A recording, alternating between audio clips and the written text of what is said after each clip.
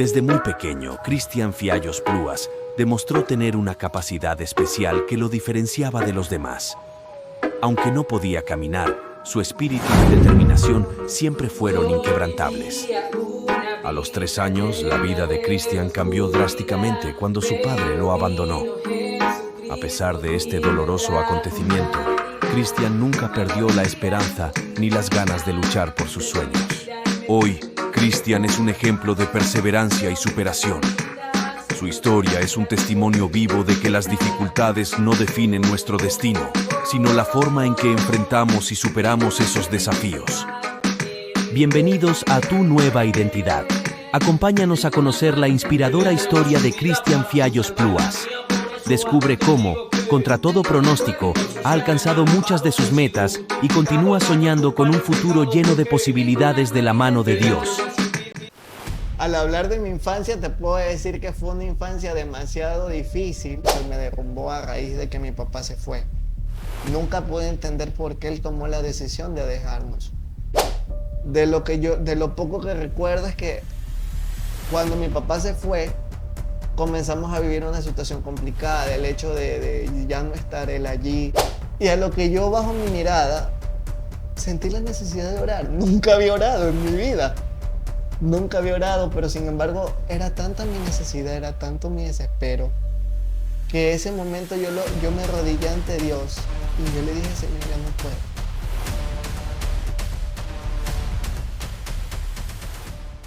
Hola, ¿qué tal? Saludos y bendiciones, bienvenidos a Tu Nueva Identidad. El día de hoy tenemos aquí a nuestro amigo, el pastor Cristian Fiallos. Así que, mi hermano lindo, bienvenido, es un placer tenerte por aquí. Comenta. Muchas gracias por la invitación, mi hermano. Bueno, realmente es una bendición poder estar acá y poder ser canal de bendición para muchas personas, que eso es lo que esperamos. Bueno, para todas las personas que ya están viendo este video, ¿quién es el pastor Cristian Fiallos?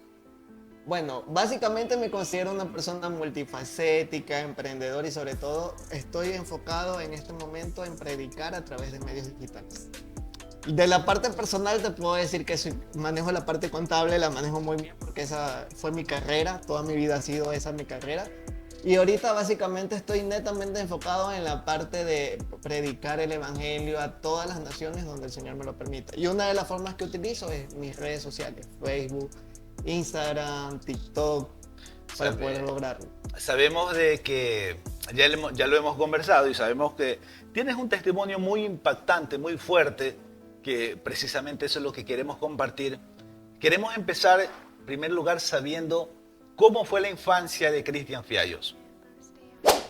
Al hablar de mi infancia, te puedo decir que fue una infancia demasiado difícil y dura a la vez.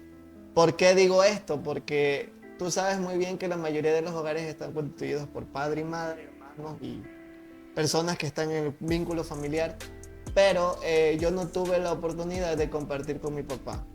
Lo único que yo recuerdo es que él estuvo conmigo hasta cuando yo tenía, si mal no recuerdo, 3 o 4 años de edad. De ahí ya no supe más de él. Y como niño, está bien que de pronto tú empiezas a ver, tú dices a los 3 años, ¿verdad? A 3 o 4 aproximadamente. 3 o 4 años empiezas, pero ¿cuándo tú consideras que fue más fuerte el sentir la ausencia de tu padre? Cuando ya tuve los 15 años. A los 15 años. A los 15 años. Tú, bueno, tienes una dificultad al caminar. ¿A qué se debe esta dificultad? Se debe a que yo fui una persona muy prematura. Normalmente un niño se desarrolla a los 9 meses, claro, como todo el mundo lo sabe. Pero mi nacimiento fue con complicaciones, ya que yo nací a los 6 meses. Entonces, debido a la ausencia y a la carencia de mi desarrollo normal, eso iba poco a poco carcomiendo muchas partes, en este caso el desarrollo de la movilidad de mis piernas. Al principio te cuento que no se notaba, porque como cuando yo era pequeño era normal, tú veías a un niño normal que sonreía, claro, de buen peso, que eso no fue al principio, de hecho. Tuve bajo peso, no respiraba bien, mi corazón no latía, entonces debido a todas esas complicaciones que se dieron en el camino y en el proceso fue que tuvieron que estar yo en una incubadora para poder ir desarrollando.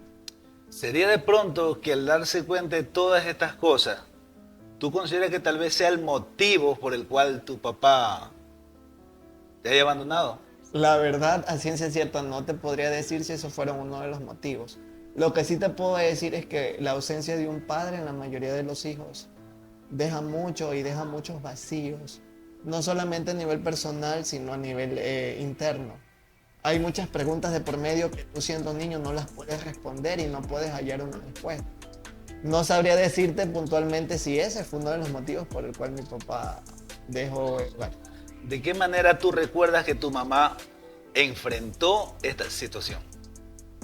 Primero que todo sola, porque no tuvo el apoyo de nadie. Siempre ella se caracterizó por llevarme a rehabilitación, estar pendiente de mi crecimiento.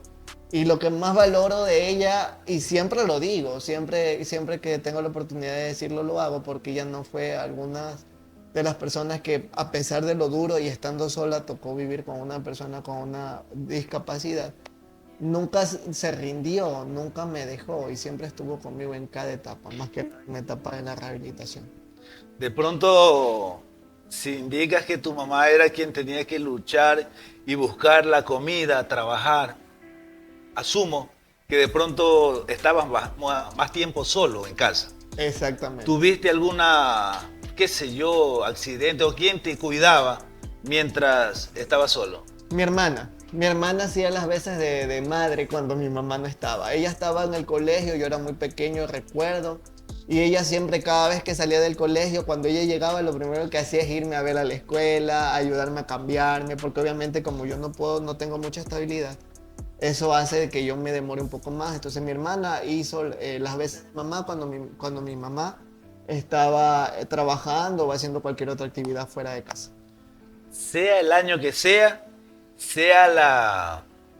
la condición social que sea, siempre que vemos un niño diferente, tanto en escuela y colegio, siempre va a existir el bullying. Correcto. ¿Cómo tú lo viviste? Tal vez en la escuela, en el colegio. ¿Cómo lo viviste? Mira, yo creo que más lo viví a partir del colegio, casi los últimos años. En la escuela no te podría decir mucho bullying a nivel de niñez. Pero ya cuando tú ya vas a un colegio, tú ya te encuentras con otro tipo de personas, otras mentalidades, otra forma de interactuar.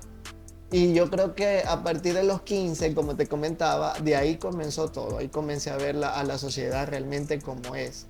Muchas veces despectiva, muchas veces discriminatoria. Y cuando tú no estás acostumbrado a vivir una situación como esa, te resulta muy difícil, primero, aprender a aceptarte a ti mismo. Y segundo, aprender a ser coherente con el entorno que te rodea. ¿En qué momento tú ya te aceptaste que ibas a tener una dificultad para caminar o siempre estuvo esa herida ahí, el recordar? O sea, ¿en qué edad tú te aceptaste que tienes que convivir con este tema de poder caminar así? Bueno, yo te podría decir básicamente que todo empezó, la etapa un poco de aceptación, no a nivel 100%, pero ya a partir de los 18 años yo ya me comencé a dar cuenta de que era parte de mi proceso, era parte de mi situación y era necesario primero, antes que la aceptación de los demás, primero aceptar y a entender que la voluntad de Dios fue esa. Es difícil entender que tú lo puedas contar ahorita tranquilo y puedas estar relajado, pero ¿cuántas veces de pronto lloraste por estar en esta condición? ¿Lloraste alguna vez por estar en esta condición? Muchísimas veces, desde los 4 años. ¿Cuál es la que más recuerdas? De lo poco que recuerdo es que cuando mi papá se fue, comenzamos a vivir una situación complicada, el hecho de ya no estar él allí, comenzar a hacer una nueva vida, literalmente una nueva vida solos, ya solamente mi hermana y yo y mi mamá y la figura paterna al estar ausente. Eso hizo que nosotros viviéramos un nuevo estilo de vida, porque más que sea antes, ¿sabes una cosa? Mi hermana tuvo la oportunidad y la bendición sobre todo de que ella sí pudo convivir con él, cosa que yo no tuve esa oportunidad. Entonces cuando él ya se fue de la casa, del hogar como tal, ya nosotros tuvimos que tomar una decisión, aprender a vivir una nueva vida. Ya no con él, sino estando él lejos, teniendo otra familia, teniendo otras ocupaciones. tuvimos que aceptar porque era la realidad que en ese momento estábamos viviendo. ¿Alguna vez de pronto tú llamaste a tu papá, volviste a tener encuentros con él, a pasear, a conocer, a pesar de que no vive en la casa? ¿Él regresó alguna vez a conversar contigo? No, nunca, nunca. Y eso fue algo que, con decirte, para serte sincero, hace como 2 años y medio casi ya, fue algo que me tocó subsanar bastante tiempo porque yo era una persona, yo me caracterizo por ser una persona muy abierta con las personas, muy atenta, mandándoles mensajes o llamando. Pero cuando tú vas creciendo, tú te vas dando cuenta quién realmente está contigo y quién realmente no lo está. Entonces, cuando yo llamaba a mi papá, siempre que yo lo llamaba, él me trataba con mucha sutileza, con mucho cariño, con mucho amor, pero era del teléfono hacia mí. Pero qué distinto hubiera sido de que él tomara la decisión de visitarme, aunque sea una vez. Y cada vez que llegaba mi cumpleaños, tú no tienes idea de lo duro y lo difícil que es cada 28 de enero que llegue y que tu papá nunca se haya acordado de tu cumpleaños. ¿Tú sabes lo que es eso? Que tú sabes que tienes a tu papá, pero es como que literalmente él estuviera muerto porque nunca tuvimos, no de mi parte, yo creo que más por la parte de él. Desconozco a ciencia cierta por qué la actitud de él para conmigo. Pero sí fue bien, bien duro cuando tú te graduabas, por ejemplo, cuando yo me graduaba de la escuela, que tenías que tú llamarlo e indicarle, mire, esto va a pasar, para que él sepa, porque si hubiera sido por él, nunca hubiera visitado mi escuela, mi colegio. Entonces, eso fue algo que me tocó subsanar bastante tiempo y cada vez que lo recuerdo, sí lastima un poco. Claro que ya no como al comienzo, pero sí es muy difícil aprender a llevar esta situación. ¿Alguna vez de pronto, tal vez por el dolor o tal vez por la carencia económica o por alguna otra razón, de pronto no quisiste atentar contra tu propia vida por alguna razón? Muchísimas veces. ¿Y por qué lo quería hacer? Porque sentía que no me valoraba, sentía que mi mundo se me derrumbó a raíz de que mi papá se fue. Nunca pude entender por qué él tomó la decisión de dejarnos. Nunca pude entender a ciencia cierta por qué él tomó radicalmente esa decisión de irse y nunca más volver. Cuando yo volví a saber de él, ya supe que tenía su familia, supe que tenía hermanos. Y siempre que yo veía redes sociales, Cristian, tú no tienes idea de lo doloroso. Quizás tal vez tú no lo entiendes como yo lo estoy entendiendo porque tú no has vivido esa parte. Pero al menos yo quiero que de pronto te conectes un poco en ese sentido porque cuando tú ves una foto con la otra familia de él y tú ves que van a pasear y tú ves que compran un helado, son cosas muy pequeñas, ¿sabes? Pero que a la larga lastiman.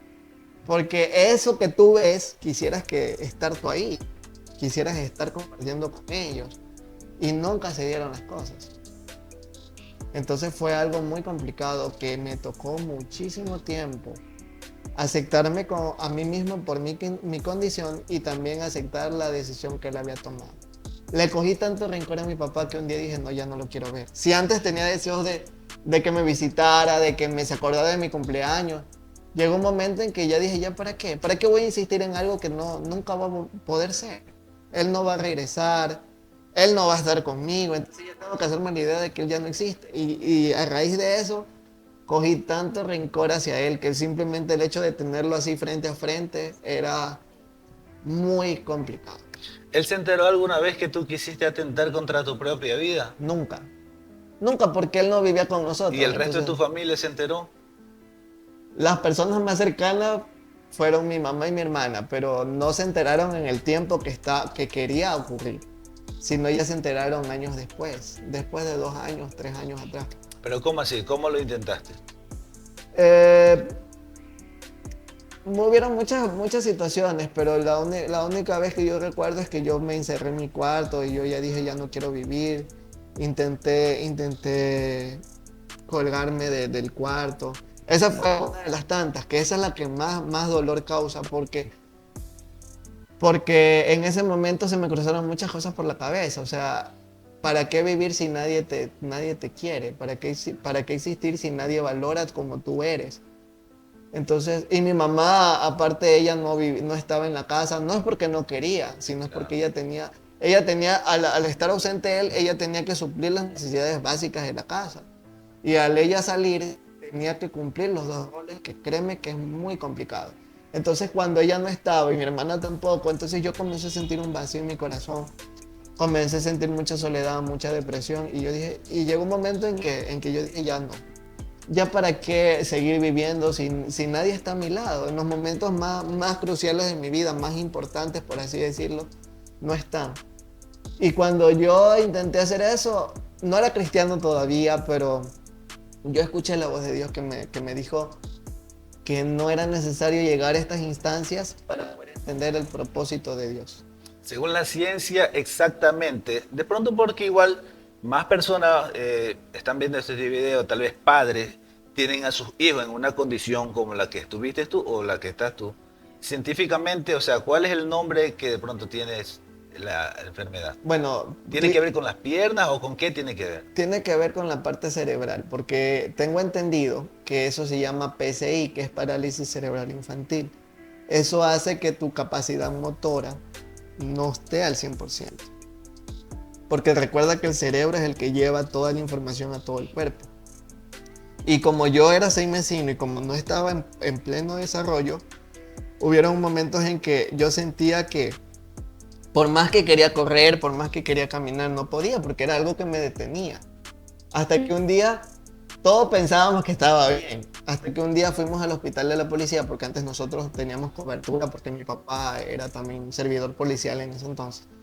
Entonces, cuando yo me hice ver por primera vez, ahí recién nos enteramos de que yo no iba a ser una persona, entre comillas, normal. Porque había una situación que no dejaba yo no me sentaba, ahora ya me siento. No me sentaba, no gateaba, lo que normalmente un niño suele hacer. Entonces, a raíz de ese diagnóstico es que nosotros comenzamos a ver mi realidad y buscar una alternativa para poder ayudarme. ¿Y tuviste rencor de pronto en tu corazón, en tu adolescencia, en el colegio, por la situación en la cual tú estabas viviendo a alguien? Por la situación que estaba viviendo, sí. Hasta algún día llegué hasta pensar que mi mamá tenía la culpa de lo que me estaba pasando, porque no tenía a mi papá. O sea, nunca le reclamé, nunca le señalé nada, porque como te digo, yo valoro mucho el hecho de que ella había estado conmigo durante todo este tiempo, pero siempre me pregunté por qué entre ellos no conversaron quizás para solucionar las cosas. Y tal vez en un momento de mi vida yo quise reclamarle, pero era algo que me detenía porque yo me daba cuenta que a diferencia de él, porque él era una ausencia total, no llamaba, no visitaba, si estaba enfermo ni sabía que estaba enfermo. En cambio yo me daba cuenta de la otra cara de la moneda, que mi mamá siempre, si me daba una gripe me compraba algo, si me dolía la pierna iba al médico. Entonces yo comencé a sopesar esas dos cosas y yo dije, no, pues, ¿por qué le voy a reclamar? Si aunque él no está, con su manera de ser, me demuestra que ella sí, yo le importo, que ella sí me quiere. A su manera, porque mi mamá tiene un carácter muy complicado, pero ¿Tiene o tenía? yo pienso que ya ahorita está en proceso, o sea, tiene su carácter, no te voy a mentir. Pero a comparación como era antes a como es ahora, es una gran diferencia. Pero de una u otra manera, de pronto, como que es aceptable la situación, al tener todo el peso, la carga del hogar encima de ella, obviamente de pronto no va a estar aceptando todo eso de una buena manera. Entonces, digamos que sí. Pero en otras palabras, el rencor estaba para tu papá por no estar y como tú dices, a veces también querías como pensar que la culpable era tu mamá. Exactamente. Así como quisiste atentar contigo, nunca quisiste irte de casa, alguna cuestión. Muchas veces quise irme de casa porque yo tenía conflictos con mi mamá. Porque a veces ella cuando tenía su carácter me comenzaba a recriminar que por qué no podía valerme por mí mismo.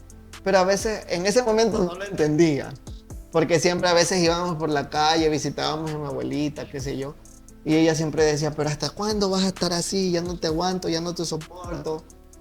¿Hasta cuándo vas a caminar bien? O sea, en ese momento era niño. Y en ese momento lo que el niño piensa es que mamá no me quiere. Mamá me desprecia. Ahora que soy adulto puedo entender por qué la actitud de ella, porque al tener que lidiar con dos hijos y uno de ellos con una capacidad especial, porque en realidad eso es el término. Yo no me considero una persona discapacitada, yo me considero una persona con una capacidad especial. Entonces en ese momento ella tal vez en todo el ajetreo de estar sola, buscar trabajo, buscarme expreso, toda esa situación se le conectó una con otra y eso hacía que ella explotara para conmigo. ¿Por qué conmigo? Porque conmigo ella pasaba más tiempo, mi hermana se iba. En cambio conmigo tenía que ir a terapias, tenía que ir a piscinas, tenía que ir a médicos, a diagnósticos. Cuando eres niño no entiendes que son cosas que tú no puedes evitar. Pero cuando tú vas creciendo, tú vas entendiendo de que era parte de la voluntad que Dios nos permitió como familia. Asimilar, aceptar y aprender a lidiar con eso. En pocas palabras, ¿cómo tú puedes recordar que era la vida de tu familia, tu mamá, tu hermana y por supuesto contigo? ¿De qué manera, en pocas palabras, puedes recordar que era su vida sin conocer de Cristo? ¿Cómo era? Conflictiva. Porque eran muchas veces malos tratos. No me refiero a nivel de maltrato físico, porque mi mamá nunca me maltrató físicamente. Pero yo siempre digo algo, que muchas veces las palabras lastiman más que un golpe. Porque tanto era la frustración que ella sentía, que ella siempre a veces, creo que de manera involuntaria, pero ella me lastimaba con lo que me decía. Y ella no se daba cuenta de que al decirme algo era como que me estaban dando una paliza. Claro. Y era peor que un golpe. Porque por lo menos tú, en un momento de coraje, tú que eres padre, me puedes entender, ¿verdad? Que cuando una persona tiene un hijo o una hija que es un poco rebelde, y no es que yo era una santa paloma tampoco. O sea, yo también era un poco conflictivo, yo también era problemático, pero era por la situación que yo también tuve que vivir, ¿me entiendes? Entonces ella... A veces con tantas cosas en la cabeza venían recuerdos, situaciones, momentos. Y a veces ella de tanta ofuscación que tenía, ella me cogía y me comenzaba a hablar, pero las cosas que me decía eran hirientes. Y esas heridas comenzaron a entrar en mi mente y en mi corazón. Nunca lo odié, pero siempre no entendía por qué ella me trataba así. Pero ya, tú dices que también eras rebelde. Ajá. Pero ¿en qué manera? ¿Hasta qué punto pudiste llegar? Me refiero básicamente a la rebeldía de que yo no me dejaba cuando ella me decía las cosas. Yo también le contestaba, yo también le respondía. Me acuerdo tanto que cuando yo tenía exactamente 18 años, si no me falla la memoria, comenzamos a tener un conflicto sobre algo que pasó interno en hogar y ella me dijo, bueno, si te quieres ir de la casa, ahí están las puertas abiertas. Ah, bueno, si quieres que me vaya, yo me voy. Entonces ella me dijo eso y como que dio un pie para que yo también pueda anteceder a lo que ella me estaba diciendo. Y ella me dice, ah, bueno, si tú te quieres ir de la casa, ya tú sabrás quién te lava, quién te cocina, quién te plancha, porque tú sabes que aquí la que hago las cosas soy yo. Entonces yo digo, bueno, si quieres que me vaya de la casa, me voy. Y me dice, pero ¿cómo te vas a ir si tú no te puedes mover? Eso no es tu problema. Yo me voy porque ya no te soporto. Llegaste a decirle eso. Y lo digo públicamente. Yo así era con mi mamá. ¿Cómo llega Cristo a tu vida? ¿Cómo llega Cristo a mi vida? Cristo llegó en el momento exacto. Llegó en un momento en el cual habían heridas. Y créeme que todavía las hay. Ahorita yo te veo y comienzo a vivir momentos dolorosos. Pero creo que Cristo llegó en el momento preciso, en el momento cuando yo ya necesitaba un SOS urgente. Él llegó en una campaña al aire libre con una pastora que se llama Grace Ruperti Elizalde. Una mujer, no sé si tú la conozcas, pero sí, una sí, mujer que tú la ves y esa mujer tiene presencia, tiene autoridad. Llegué en una etapa de que yo viví el catolicismo así, tal cual, a rajatabla. Tradiciones, costumbres y todo lo demás. Y cuando pasé por este proceso, mira que ni siquiera la iglesia católica o las imágenes o las procesiones, con mucho respeto, pero nada de eso pudo sanar lo que ya había dentro de mí. Amén. Hasta que un día mi mamá me dice, En ese momento mi mamá ya había pasado todo ese proceso que te comenté. Mi mamá, ella ya había aceptado al Señor, mi hermana también ya se había casado con una persona que ella era creyente, pero yo no quería aceptar a Dios. Entonces mi mamá me dice un día, ella escuchó una emisora porque la pastora, aparte de ser pastora, tiene su programa radial que se llama La Puerta del Cielo, ¿no? Mi abuelita, que Dios la tiene en su gloria ya, ella siempre escuchaba el programa porque le gustaba, porque ella como era evangélica, ella le gustaba ver cómo aquella mujer que ella no conocía, pero sin embargo escuchaba, le llenaba de tanta fe. Entonces un día, me acuerdo tanto que estábamos visitando a mi abuela y en ese momento, ¡pac!, sale la frecuencia 1270M Radio Universal. ¿Todavía te acuerdas? Todavía me acuerdo, así como te lo digo tan claro. Entonces, en ese momento yo me acuerdo, y aquí viene la parte, si se me sale una lágrima no importa, pero recordar esto es como decirle gracias a Dios porque pensé que yo no tenía valor. En ese momento cuando nosotros escuchamos la radio, la pastora sale predicando y todo, y justo ella estaba hablando acerca del amor, la aceptación, el rechazo. Y no sé por qué, cuando ella habla y ella decía que Dios te ama tal y como tú eres. A pesar de que te equivocas, cometes errores, pero Dios no vino a buscar una sociedad perfecta. Dios no vino a buscar a gente que esté todo correctamente, sino que Dios vino a buscar y a salvar lo que se había perdido. Entonces, cuando ella dijo esa frase, algo dentro de mí dijo, tiene razón en lo que está diciendo. Lo tomo. Yo lo tomo porque, y mira que no era ni cristiano, o sea, esa partecita de allí fue tan crucial en mi vida que yo dije, no, pues tiene razón esta mujer. Si la palabra de Dios dice que Dios te ama y que Dios vino, lo que más me impactó fueron esas dos palabras, buscar y salvar. Entonces yo decía entre mí, o sea que Cristo me está buscando. Y si yo lo busco a Él, Él me puede salvar. Él me puede ayudar en esta situación tan difícil que ya no quiero llevar consigo.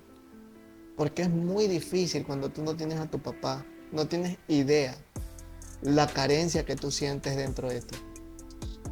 Además de eso, vivir con una capacidad especial es complicado porque hubieron momentos en que yo quería salir a jugar pelota, quería salir a jugar vóley, pero no podía.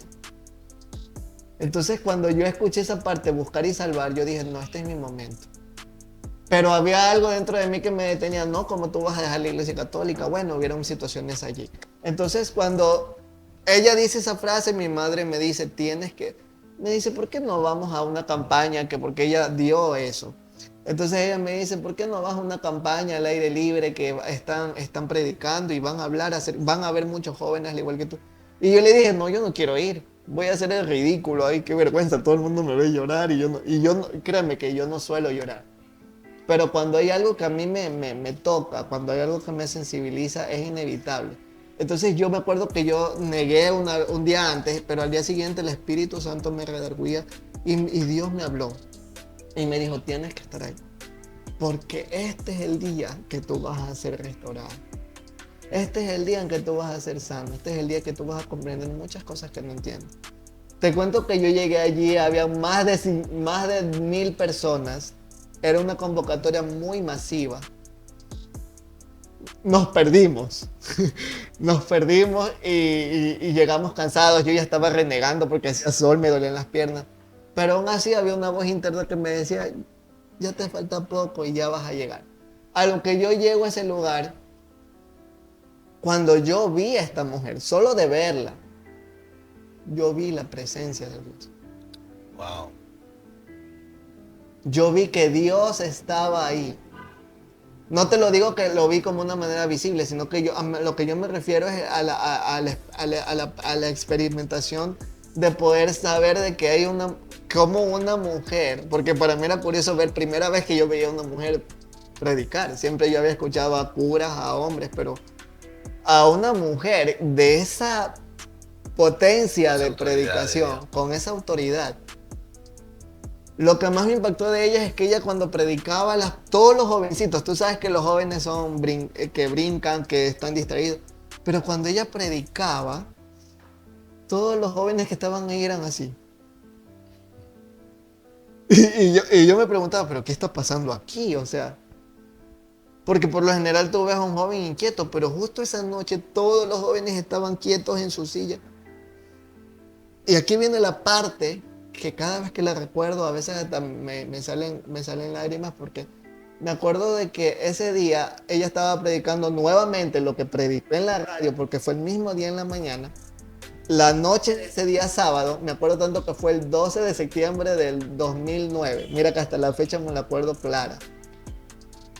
Ese día ella volvió a tocar el tema de que Dios te ama y que Dios te está buscando. Ven y ábrele tu corazón a Dios. Pero lo que más me impactó es que ella, a lo que predicaba, porque yo escuché la predicación y todo, y ella comienza a ministrar. Ella comienza a ministrar y yo veía cómo poder de Dios salía. O sea, es algo impresionante. Yo pude ver cómo el poder de Dios salía en la vida de ella, y ella comienza a decir: ¿quién quiere ser sano?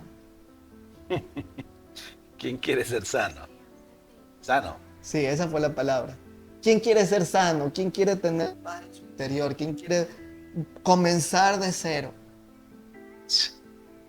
Tú ya te imaginas por dónde va la cosa, ¿no? Claro. Entonces, cuando ella dice esas 3 palabras, yo lo único que hice, yo no me preguntes cómo, pero yo me arrodillé. Estaba en una silla plástica. Yo me arrodillé. Yo nunca era de arrodillarme, jamás. Sentí la necesidad de arrodillarme, y a lo que yo me arrodillo, yo me acuerdo que estaba en esa silla, en una silla blanca, y lo único que yo le decía, yo me acuerdo que yo me puse en esta posición, con mi cabeza así, y a lo que yo bajo mi mirada, sentí la necesidad de orar. Nunca había orado en mi vida. Nunca había orado, pero sin embargo era tanta mi necesidad, era tanto mi desespero, que ese momento yo me arrodillé ante Dios y yo le dije: Señor, ya no puedo. Ayúdame a salir de esto, porque ya no quiero vivir así. Ya no puedo vivir así. Necesito tener paz, necesito ser diferente. Sé que soy diferente porque tengo una capacidad especial, pero necesito ser diferente, necesito sentir el amor que esas personas. Necesito sentir el valor que tú puedes darlo, porque tu palabra lo dice. Entonces ella cita Mateo 11:28 y ella dice: bendiga a mí todos los que han trabajado y cargado, que yo os haré descansar. No fue más, yo me arrodillé y ella dice: el que quiera pasar al altar, pase. Y usted va a ser libre. Mi mamá se queda sorprendida, porque yo creo que en ese momento de desespero, porque era tanta mi necesidad, inconscientemente yo le hice un lado a mi mamá. No sé si la golpeé, le pedí un codo, no sé. Pero yo lo único que hice, y ojo que yo no puedo moverme muy rápido, pero fue algo tan impresionante. De tantos jóvenes que había ahí, yo fui la primera persona que pasó al frente. No sé cómo lo hice. A lo que yo paso al frente, ella me dice, ella me queda viendo, y lo que más me llama la atención es que ella me miraba con una mirada de madre. Ella me toca, me abraza y me dice: el Señor te estaba esperando. ¿Qué tiempo sin recibir unas palabras así? Mi mamá nunca fue muy expresiva, ¿sabes? Y al no serlo, es muy difícil ser un poco empático con las otras personas. Entonces ella dijo: el Señor te está esperando, el Señor te quiere abrazar, el Señor te quiere restaurar. El Señor conoce tu dolor. Él sabe cómo tú estás. Pero hoy es tu noche y hoy es el día en que hoy tú vas a ser diferente. Hoy tú vas a comenzar a ver la vida desde otra manera. Ella, a lo que me abraza, yo pude sentir la llenura del Espíritu Santo. Yo pude sentir cómo Dios me abrazó de una manera que nunca en mi vida me habían abrazado. Gloria a Dios, qué bueno saberlo. Pero antes de pasar, yo estaba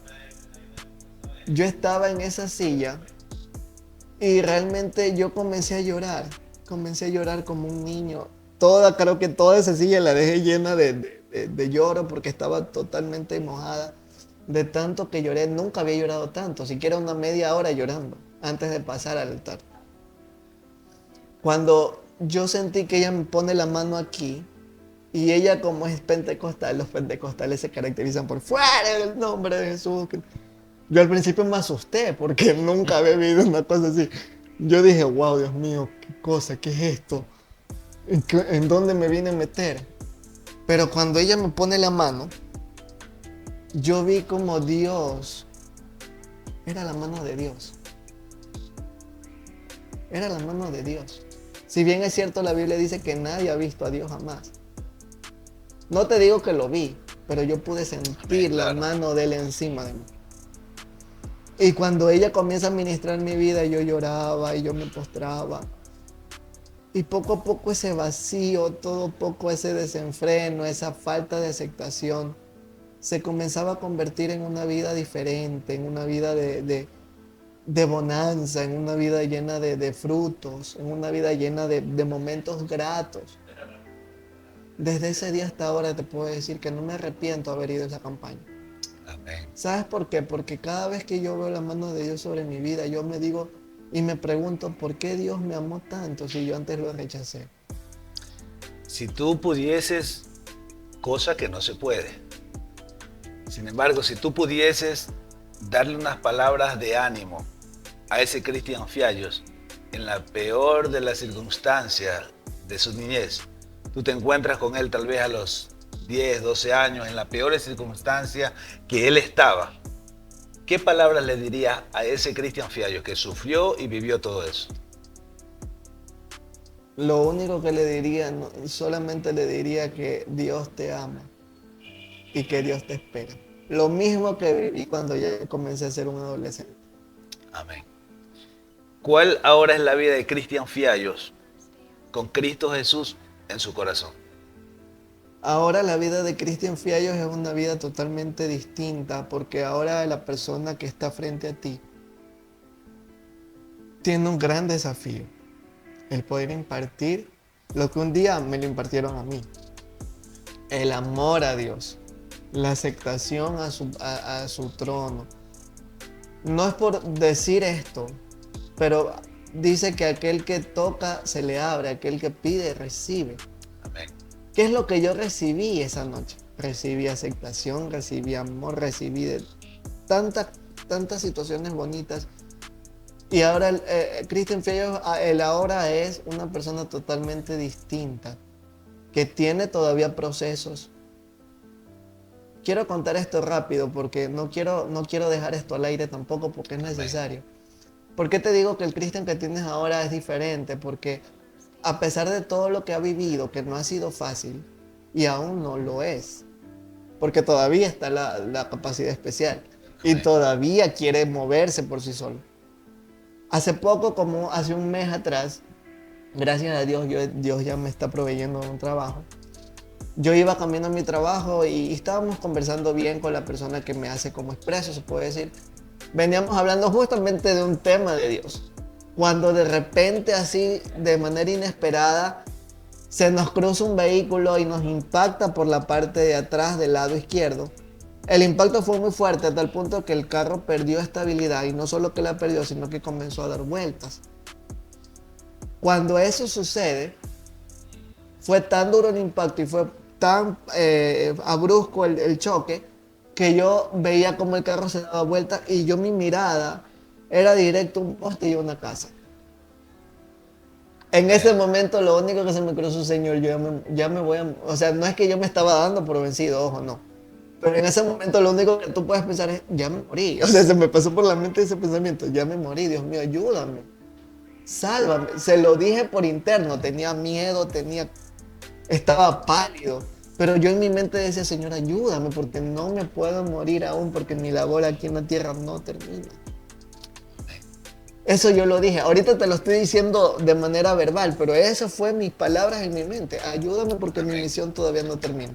¿Qué le podemos decir a los padres que están viviendo situaciones con sus hijos tal vez en una condición especial? ¿Qué les podemos decir? Y aún a los hijos que puedan estar viendo este video, que de pronto los padres no lo entienden, ¿qué mensaje tú les puedes compartir? Lo primero que yo les podría decir, porque yo creo que ningún padre está preparado, ni hombre ni mujer está preparado, no hay escuela para padres. Pero si a usted que está viendo esto le ha tocado un proceso similar al que acaba de escuchar, lo único que yo le puedo recomendar es que doble sus rodillas ante Dios. Porque Él es el único que te puede ayudar a sobrellevar una situación difícil. No es fácil tener a una persona con una capacidad especial dentro de tu casa o dentro de tu familia porque no estás preparado. Pero sin embargo, cuando tú le pides a Dios que te direccione, porque eso es lo que yo pude vivir hace poco, la dirección de Dios y el amor de Dios hacia mí. Si tú sientes quizás de que ya no puedes y que tus fuerzas se han terminado, solo pídele a Él que te guíe y que te ayude, y tú verás como con su ayuda, esa persona que tal vez ante la sociedad no sirve y no vale para nada, se puede convertir en un gran hombre o en una gran mujer que le va a entregar su vida al Señor. Amén. Pues bueno, damos gracias a Dios porque hemos tenido la oportunidad de tenerte con nosotros y que otras personas entiendan a través de este testimonio que en Cristo hay una salida. Y que esas respuestas que de pronto nadie las tiene para nosotros en esa tristeza, en ese dolor, Cristo siempre va a tener una respuesta. Así que eso ha sido todo por hoy. Que Dios me los bendiga grandemente. Hasta la próxima.